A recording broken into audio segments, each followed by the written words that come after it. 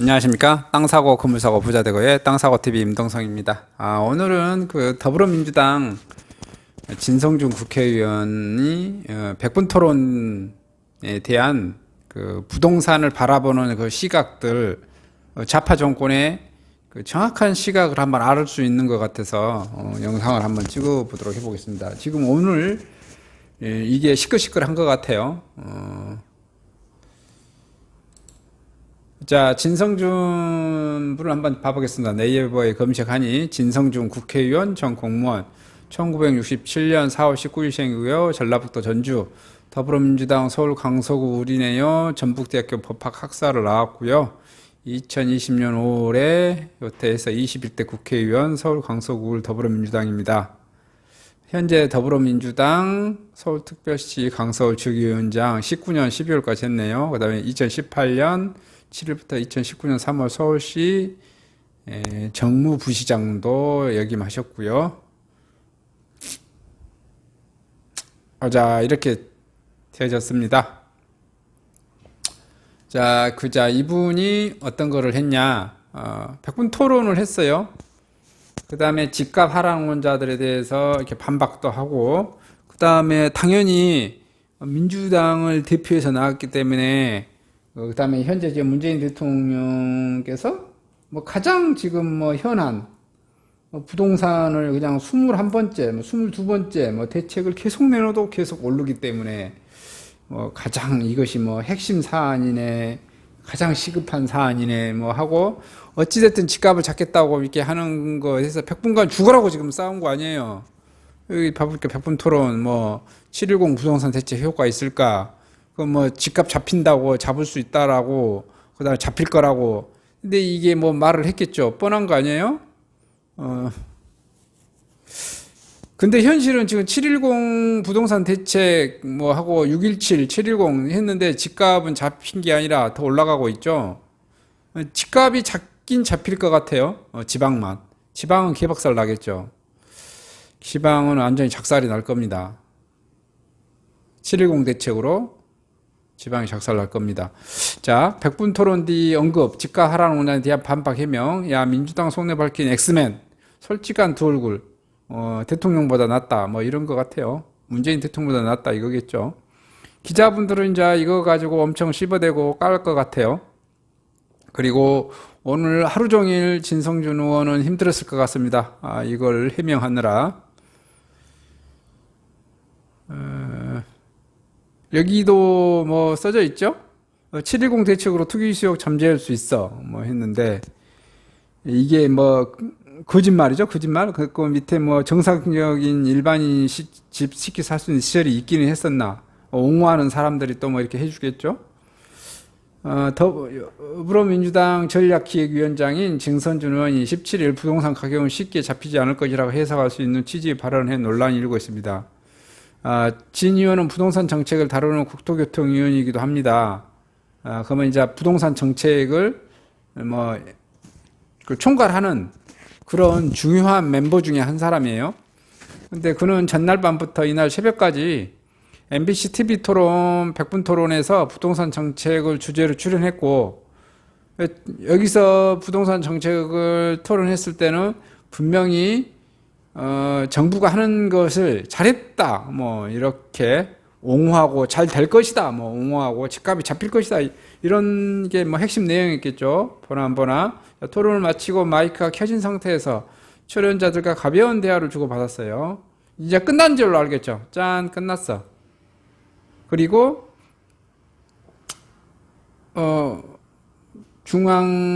뭐라고 그럴까요? 중앙방송. MBC 같은 경우 뭐 이제 광고가 나갔을 수도 있고 뭐 그러겠죠. 근데 거기서 같이 요즘은 유튜브에 찍어서 같이 올리죠. 근데 안 끝났는데 유튜브는 계속 지금 나갔었던 것 같아요. 유튜브도 뭐 실시간으로 나가버렸나? 그래서 당시 대화 내용이 유튜브에 공개돼 버렸습니다. 근데 뭔 소리를 했냐? 자, 봐보세요. 먼저 상대 토론자였던 미래통합당 김연아 비상대책위원이 부동산 가격이 떨어지는 것이 국가 경제에 너무 부담이 되기 때문에 그렇게 막 떨어뜨릴 수 없다고 말했다. 이게 지금 이제 이 말이 무슨 말이냐면, 이 말이 굉장히 그 중요한 말이에요. 여러분들은 부동산을 모르신 분들은 야, 부동산 가격이 서울에 있는 10억 하는 아파트가 15억이 됐고 20억이 됐단 말이야. 2, 3년 만에, 뭐 3, 4년 만에. 너무 많이 올랐잖아. 10억 했었던 거, 도로 10억 했던 게 20억 갔으면 도로 10억으로 해야 정상이지 않냐. 이렇게 지금 말하는 거죠. 많은 사람들이 그렇게 하면 될 거라고. 적어도 10억이 20억은 아니더라도 15억 됐으면 다시 뭐 10억으로 이렇게 원복해야 정상적이지 않냐. 이렇게 생각을 하는 건데, 이게 이제 이분의 의견은 아직 설명이 안 되어졌는데 무슨 문제가 생기냐면, 이게 막 떨어뜨린다, 원복 조치를 한다. 그럼 무슨 문제가 발생되냐면, 이 아파트를 10억에 산 사람이 있고 12억에 산 사람이 있고 13억에 산 사람이 있고 15억에 산 사람이 있어요. 근데 이 아파트를 산 사람들이 전부 다 현금 주고 사버렸으면 떨어뜨려도 아무런 문제가 없어. 국가 경제에 아무런 문제가 없어. 근데 만약에 대출을 끼고 샀다고 쳐봐요. 대출을 끼고 샀어. 그렇게 되면 어떻게 돼요? 은행에서 가만히 있을 것 같습니까? 은행이? 담보 비율이 떨어진 이 부동산 가격에 대해서 예를 들어서 15억 주고 산 사람이 비율 60%로 해서 했으면 뭐 어떻게 되겠습니까?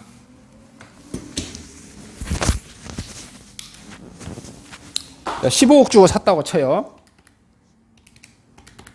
그러면 60% 대출하면 뭐 9억이에요. 조금 신용 보태서 10억 주고 사버렸다고 쳐요. 근데 뭐 70% 할 수도 있고 뭐 그러니까요. 그죠? 어차피 우리나라 그 아파트 처음 대출하면 70%까지 대출해 주잖아요. 1금융권에서도. 2금융권 가면 80%까지도 해주고 막 그렇습니다. 그러면 0.7로 하면 이제 10억 5천이 한 게 이제 10억 했다 치고, 근데 아파트 가격이 10억으로 떨어져. 10억으로 떨어지면 이게 비율을 은행이 얼마에 맞추겠어요? 비율 0.60%로 맞추면 어떻게 돼요? 6억이에요. 얘는 담보 가치가 6억이라니까요. 그렇게 되면 어떻게 돼요? 4억을 상환하라고 그래요. 4억을 상환해. 상환하지 못하면 어떻게 돼요? 상환을 하지 못하면 은행이 계속 협박합니다. 은행이 계속 협박해요. 갚으세요. 갚으라고. 안 갚으면 나중에는 대출 연장을 안 해줘. 대출 연장을 안 해준다고 통보를 하면 어떻게 될 것 같아요? 그 사람은 다급하게 팔겠죠. 물론 가격이 떨어질 겁니다. 이런 현상은 바로 악순환이 되는 거예요. 떨어지고 그 떨어진 것이 때문에 헐값이 나와서 또 헐값이 나오면 또 떨어지고, 이제 이렇게 되면 어떤 현상이 벌어져요? 이게 한두 채면 뭐 큰 문제가 안 되는데 수십 개, 수백 개, 수천 개, 수만 개가 이런 현상이 벌어져요. 그러면 은행이 부실화돼 버립니다. 국가는 절대로 은행이 부실화되기를 하지 않아요. 왜냐하면 은행이 부실화돼서 은행이 넘어지면 우리나라의 기업체들도 한꺼번에 넘어지고 연쇄 반응을 일으킵니다. 그래서 국가는 절대 은행이 부도나지 않게 합니다. 우리나라는 조그마한 은행이 부도나는 것은 모른 척해요. 국가 입장에서. 예를 들어서 무슨 저축은행이나 새마을금고가 부도났다. 그래서 예금자 보호에서 말하는 5천만 원 보장해주고 안 해준다. 이렇게 하면은 은행은 실질적으로 국가는 그냥 모른 척하고 내버려 버립니다. 그 지역 사회에 그 한 뭐 몇천 명, 몇만 명 그냥 막 가산 탕진되고 뭐 자살하든지 뭐 자살을 안 되길 그냥 바라겠죠. 이제 이렇게 끝내요. 근데 만약에 우리가 말하는 잘 알고 있는 국민은행이나 우리은행이나 뭐 조은행이나 예전에 조은행도 작살났죠. 그럼 부도 났잖아요. 뭐 이렇게 하여튼 1금융권이 망하면 어떻게 돼요? 거기에 연관되어져 있는 대기업까지 다 이렇게 부도가 나버리는 것만에 중견기까지 다 싹 다 쑥으리 국가 경제가 완전히 작살이 나는 겁니다. 그것을 정부는 막아야 되기 때문에 실질적으로 예금자 보호법 5천만 원이라고 하지만은 전액을 다 보장해 버려요. 왜냐하면 국가가 보증을 해버립니다. 그럼 국가의 그 큰 힘들겠지만 어쨌든 그런 결정을 하는 겁니다. 지금 그 말을 하고 있는 거예요, 김연아가. 근데 제가 봤을 때는 김연아의 말을 사실은 김연아가 이게 뭐 유도 신문이라고 말했을까요? 왜 그러냐면 지금 문재인 정부 들어서 얼마나 폭등했어요, 3년 사이에. 그렇기 때문에 이게 떨어뜨린 것이 뭐 국가에 부담이 된다 이 말은 사실 어울리지 않는 말이죠. 그냥 여기서 진성준이가 계속 오르고 있는데 급격하게 못 오르게 좀 막아야죠. 이렇게 진성준이가 말을 했으면 될 건데 이 진성준이도 띨박하게 뭐라고 말했어요. 지금 공중파로 안 나간 줄 알고 그다음 마이크도 꺼진 줄 알고 뭐라고 했습니까? 그렇게 해도 안 떨어진다. 부동산이 뭐 이게 어제 오늘 일인가? 계속해서 오르는데 그리고 마음속으로는 지금 앞으로도 계속해서 오를 거야. 이거 지금 하는 거 아니에요. 이거 좌파들도 진성준이처럼 이런 생각을 다 가지고 있다는 거예요. 좌파건 우파건 공부 좀 하는 인간들이라고 하면은 다 부동산 가격이 계속해서 오를 거란 것을 아는데 이놈의 정치 논리 때문에 와서 국민들 현혹시키려고 어떻게 부동산 가격이 이렇게 했으니까 떨어질 거야. 그러니까 사지 마라. 뭐 하니까 뭐 떨어진다. 그때 사라. 계속 장난치는 거잖아. 그러고 나는 사야지. 나는 서울 거 사고 그런 거 아니에요? 그런 거 딱 걸린 거죠. 김 비대위원이 여당 국토위원이 그렇게 얘기하면 국민이 어떻게 하냐고 물었어. 이게 진성준 의원이 아차 싶었겠죠. 아차 싶었겠어. 대가리가 총 맞았어. 머리에 총 맞았다고. 근데 뭐라고 대답했어야지? 아까 제가 말씀드린 거 있잖아요. 여기 김연아가 이렇게 질문을 던졌으면 진성준이는 사석이어도 뭐라고 대꾸해야 돼? 아니 지금 문재인 정부 이게 미치는 거지. 문재인 정부 들어서 부동산 가격이 급격하게 오르니 급격하게 못 오르도록 제어할 필요가 있다. 그래서 이런 제도를 계속 해야 된다는 게 이게 이렇게 해도 뭐냐면은 자기 말에 자기가 틀려본 거고. 지금 문재인 정부는 부동산 가격 안 오르고 있다고 계속 정책 잘하고 있다고 지금 쌩까고 거짓말하고 있는 거 아니에요? 그죠? 아차 싶었겠죠? 이거 진성준이는 아차 싶었을 거예요. 진 의원은 앞에서 본 토론에서 정부의 7.10 부동산 대책에 대해요. 이렇게 얘기했겠죠. 다주택자나 법인의 투기 수요를 막고 수수자들에게 집을 돌아가게 하는 근본적인 정책을 꺼내든 만큼 이제부터 집값을 잡아갈 수 있는 기본 틀을 마련했다고 보고 있다. 개뿔 21번 지금 22번째 정책을 계속 내도 계속 부동산 가격은 오르고만 있는데 그리고 앞으로도 계속 오를 건데 니네들이 무슨 정책을 내놓든 오를 건데 왜 오를 거야? 무슨 정책을 내도 오른다는 게 왜 답이 나왔냐면 얘들은 공급을 하지 않아. 공급을 하지 않고 사람들이 공급을 하지 않는다는 것 때문에 돈 많은 사람들이 집을 잡겠다는 그 가수요까지 더 늘어나 버렸다는 거야. 그죠? 논란이 일자 진 의원은 일장문을 내고 토론 맥락과 무관하게 애곡돼 있다며 관련 보도에 유감을 표했어요. 개뿔이죠 지금. 여기 위에 써져 있네요. 국어 능력 시험을 보고 있냐고. 진 의원은 내 발언은 정부 대책에 소용없다는 취지가 아니다. 집값이 떨어지는 것이 더 문제라고 주장하면서 정부의 부동산 대책을 발목 잡으려는 집값 하락론자들의 인식과 주장에 대한 반박이라고 해명했다. 진 의원은 이날 민주당과 채권에서 발언 취지를 해명했습니다. 이해치 않다 편은 이에 대해 뭘 그런 것을 보고하느냐는 반항을 보였다고 하고요. 진 의원은 기자들을 만나 토론에 보면 취지가 그런 것이 아닌 것을 알 수 있다며 대단히 유감스럽게 애곡된 보도라고 거듭 비판했습니다. 야권에서는 여기 봐보니까 그 대표 통합당 대표는 그냥 그렇죠. 그냥 그 진실된 것을 간단하게 말했다 이렇게 지금 말하고 있죠. 야권에서 민주당의 솔직한 고백, 이선적 정권이라는 비판부터 그래도 대통령보다 낫다는 비아냥까지 나왔었고요.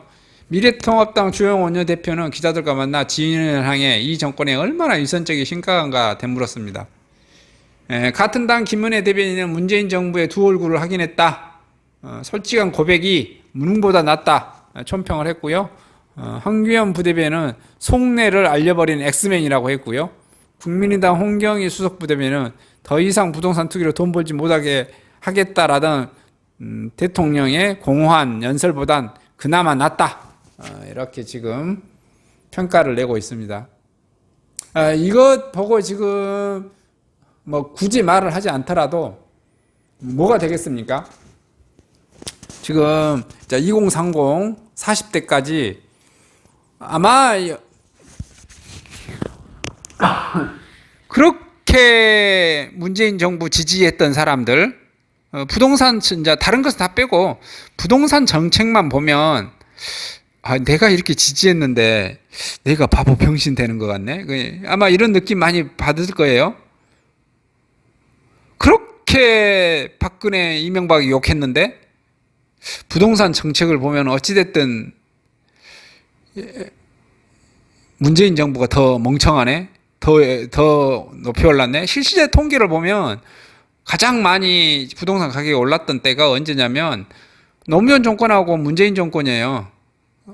따라갈 수 없을 만큼 추종을 불허하게 올라갑니다. 왜 이렇게 그러겠습니까? 공급을 지금 해주고 있지 않잖아요. 특히 저 같은 경우는 이제 이게 보는데 이 좌파 정권에서도 운동권 출신들은 좀 소수가 좀 돼야 돼요. 운동권 출신들이 다수가 돼서 정당과 청와대를 대부분 장악해 버리니 이들이 뭐냐면 사고방식이 한편으로 너무 기울여져 있어서 유연하지 못해요. 유연하지 못해.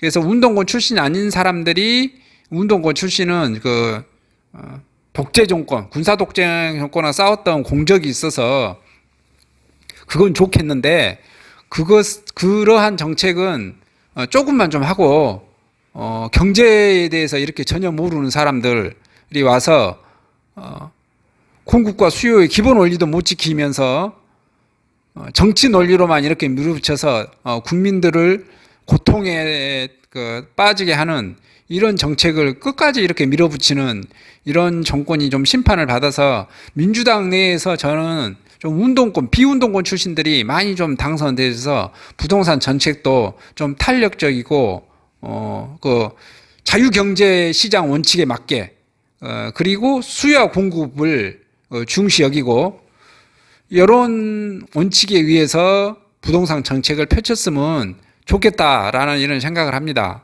이런 운동권 정권의 마인드로는 부동산을 절대 가격이 떨어지지 않습니다. 이게 핵심입니다. 뭐 우파 정권일 때는 그 부동산 가격이 안 올랐냐? 무조건 오릅니다. 우파 정권 때도 오르고 좌파 정권 때도 오르고 그냥 오릅니다. 부동산 가격은 그냥 올라요. 제가 그냥 오른다라고 말은 계속 했었죠. 왜 오릅니까? 통화합회량 때문에 오르는 겁니다. 가장 큰 게 통화합회량이에요. 통화합회량은 좌파 정권이든 우파 정권이든 중도좌파든 중도우파든 뭐 중도파 정권이든 계속해서 통화량은 찍어냅니다. 제가 찍어낸 거 핵심적인 얘기했죠. 미국이 근본이제가 아니고 종이택지에다 달러라 이거 찍어내면 그냥 헬리콥터처럼 찍어내면 그냥 거기에 또 환율 비율 맞추기 위해서 대한민국이고 일본이고 캐나다고 뭐 독일이고 영국이고 막 찍어낸다고요. 다 같이 다 찍어내. 중국도 찍어내고. 그리고 신용창조.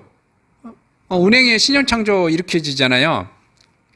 그런 것 때문에 부동산 가격은 화폐의 통화량의 증가로 인해서 어떤 정권이 들어오든 가격은 오를 수밖에 없어요. 그것은 어쩔 수 없어요. 근데 이게 경제를 아는 유능한 정권은 어떻게 해야 된다? 부동산 가격이 완만하게 오르게 하는 거예요. 그게 능력이에요. 그게. 그거 우리는 모든 물가가 오를 수밖에 없어. 내 월급도 오르고 버스 가격도 오르고 차 가격도 오르고 기름값도 오르고 인건비도 오르고 다 오르는데 부동산 가격이 안 오르는 게 말이나 됩니까? 다 올라. 근데 유능한 정권은 뭐라고요? 그렇죠. 모든 물가를 비슷하게 올리는 거예요. 둘쭉날쭉. 이렇게 안 하게끔. 이런 게 능력이다 이겁니다. 오늘은 이걸로 맞춰보도록 했습니다. 그래서 지금 현재 좌파 정권들의 운동권 출신들이 아주 비상식적인 행위를 하고 있다는 것을 그냥 까발려 보고 싶어서 한번 간단하게 얘기를 해보았습니다. 이상 영상을 마치도록 하겠습니다.